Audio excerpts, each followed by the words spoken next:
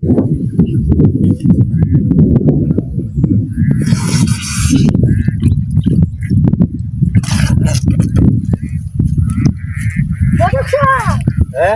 কই যাবেন কই মন্ডলের ভাই আয়া কেলা যা